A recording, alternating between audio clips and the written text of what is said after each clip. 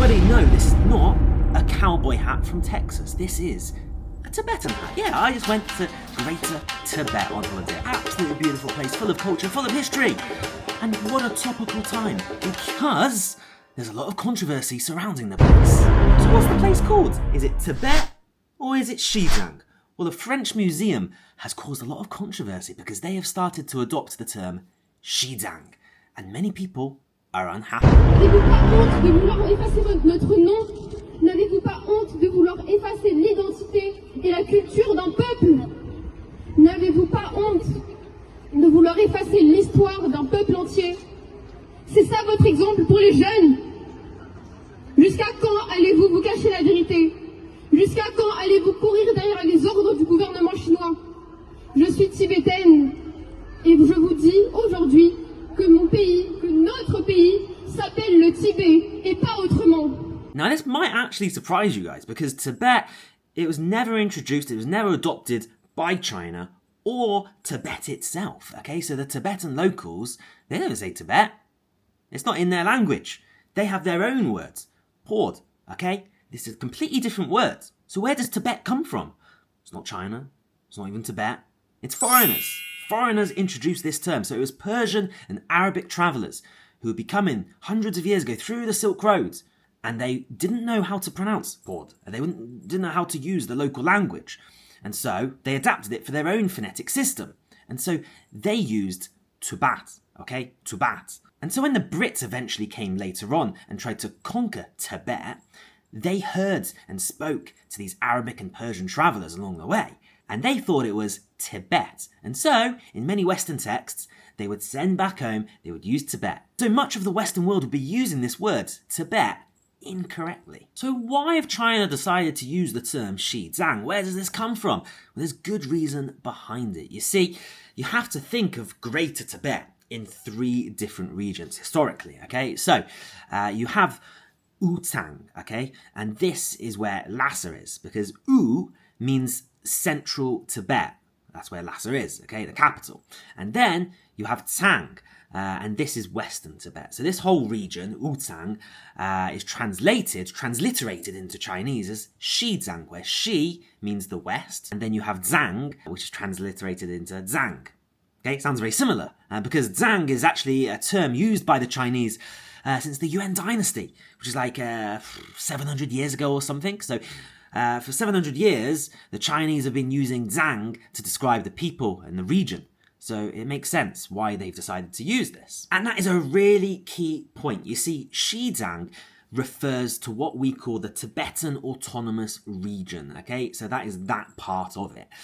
When you say Tibet, it's not really that region. You're kind of describing the general Tibet. You're talking about the historical Tibetan regions, which are actually now different provinces. They're part of Sichuan, they're part of Gansu, they're part of Qinghai.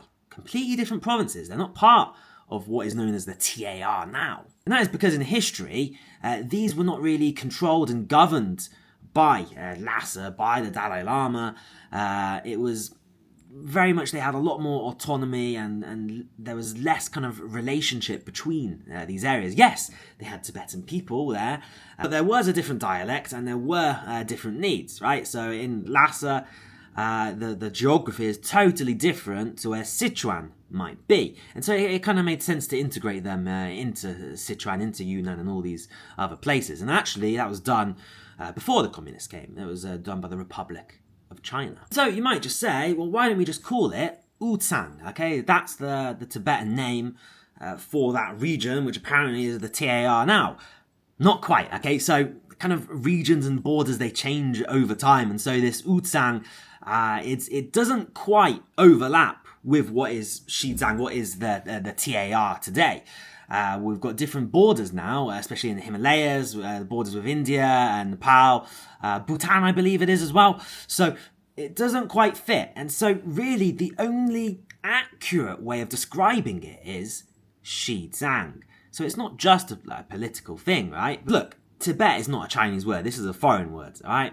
And so a lot of foreigners, they'll use this, and it's been very much westernized.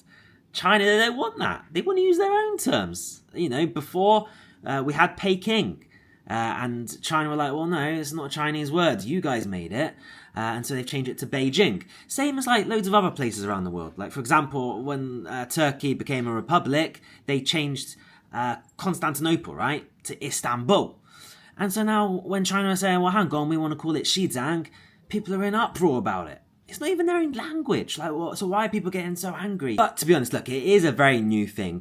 When I say Xizang to you guys, to my friends, family, maybe most of you guys might not have heard of Xizang, especially if you haven't learned Chinese.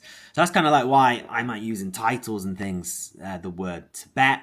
Okay, so it'll bring more people in, and then during the video they can better understand it. So I think it will take time. People are not familiar with it. So I encourage you guys, just try to go to these Tibetan regions. You can still go to Greater Tibet, like I just have done now, completely free, roam around, and you can see how the culture is there. And I will make a video about that, by the way. I will show you how the culture is, because it is just absolutely mind-blowing, absolutely phenomenal place. Love it, love it, love it. But anyway, I just thought this would be a really cool video to describe the history of Tibet, Xizang, right? So you guys can understand why kind of China are using that term, and hopefully you enjoyed it. And I'll see you guys next time.